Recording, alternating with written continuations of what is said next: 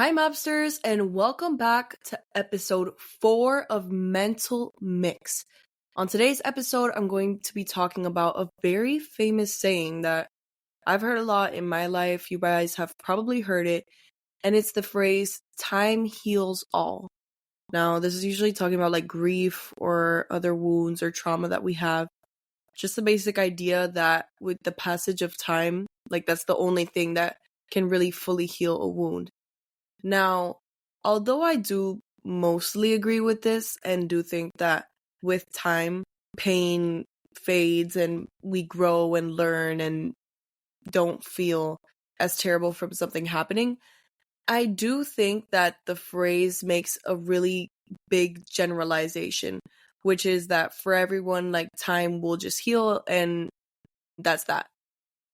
And even though that's true, it takes away from people's experiences. And what I'm trying to say with that is that everyone grieves and everyone goes through pain and processes pain, manages their pain very differently. Healing and resilience can be very different physically, emotionally, and psychologically for a lot of people.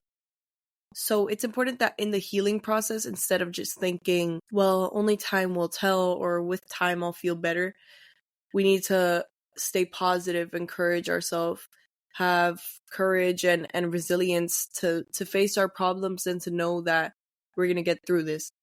One time when I was at school, we were doing like this, it was like a quiz type thing with the class, and I got a lot of questions wrong. And I said to some of my friends, like, the great thing about rock bottom is that there's nowhere to go but up. And I said it as a joke, and a bunch of people laughed at me. But honestly, that's such a true saying. Like, when you hit rock bottom, the only way to go is up. And with time, you'll heal. But the important thing isn't the time that it takes itself, if not the processes and the steps you take in order to heal and become the best version of yourself.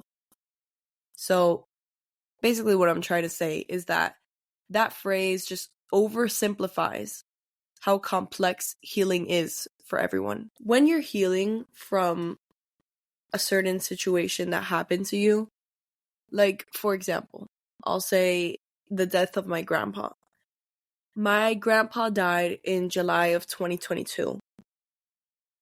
And I'm not going to go into a lot of detail about it because it's pretty private to me. But I am going to say that when that happened, this is just one kind of random side note, I didn't really listen to music or use social media for about 2 months. I didn't listen to any music. I didn't watch any shows. I didn't use social media. That time went by pretty quickly, too. Like, I didn't feel like... I forgot, honestly. I forgot how to do that. Another thing that I noticed when my grandpa passed away is that I couldn't pick an outfit. I had trouble doing basic things, even showering. Like, it took me very long to shower because it seemed like I kept forgetting these basic tasks and how to do them. Showering, getting dressed, listening to music. Things that seem like a second nature to me. I forgot. The healing process is really different for everyone. For me, one of the things that helped me was talking about my grandpa and how much I love him and all the memories that I enjoyed of him and how I still think of him as if he was here today. Some people like that. Some people cope with their problems by not talking about them, and although to a certain extent this can be unhealthy, for some people it can be helpful to not distract themselves, but surround themselves with positive things. Different support systems as well as coping mechanisms can be another helpful thing. So gathering with friends or people that you know that have been in similar situations. My grandpa's passing was probably one of the losses that I had of one of the closest people to me ever. And it really hurt me and still hurts me to this day. But not talking about it and distracting yourself from it and avoiding that trauma, those issues, only hinders yourself, only hurts yourself.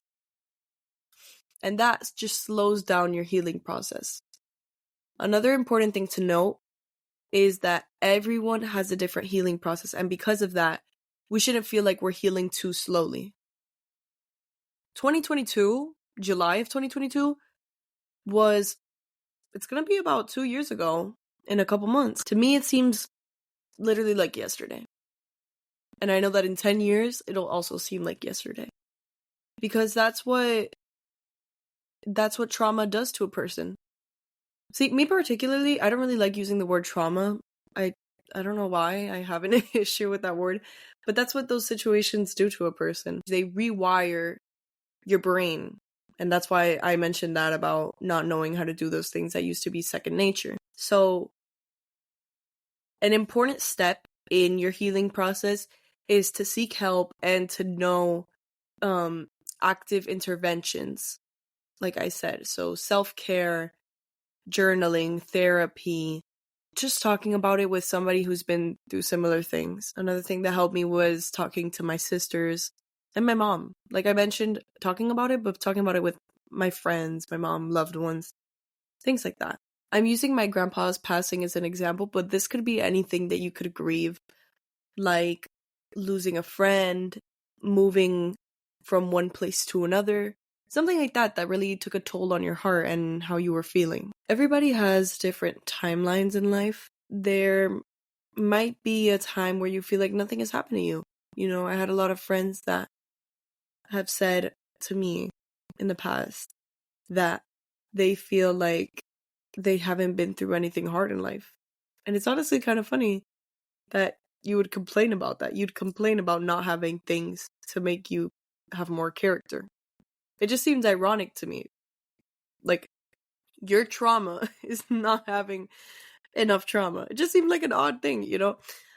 But it's important that no matter what you're going through, whether that's the loss of somebody, whether that's like what I listed before of moving, of losing a friend, that you know that you're on your own timeline.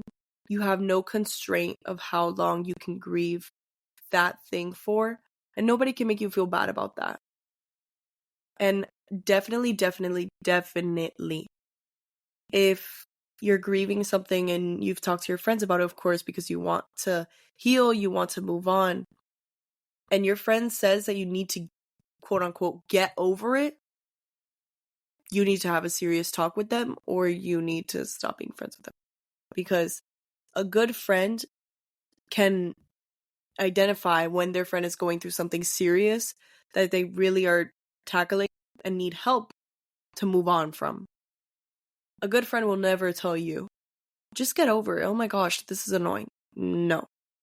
Never, ever, ever. My suggestion for you guys today is that whatever you're going through, whether that be something very traumatic, a small problem in your life, is to realize that you have time to get through your problem. And there are people out there who are willing to help you, to listen to you, to help you come up with solutions, to empathize, whatever it is that you need. And of course, if you guys have any stories that you want to share with me, that even that if it's something that you need help with, if you're going through something and you feel really alone, reach out to me, whether that's on my personal Instagram or on the Mental Mix Instagram, because really, this isn't even about the podcast itself. Podcast aside, like, it's important that we have a sense of community when we're going through these things. So if you guys feel alone, if you guys feel like you need help with something, feel free to reach out to me and I'll always answer any messages. And if you guys have any stories that you'd like me to share or any things that you'd like me to talk about on the podcast, you can also message me with that. So yeah, make sure to prioritize your healing and prioritize being resilient and courageous. I hope you guys enjoyed this episode, and I'll see you next week on Mental Mix. Bye!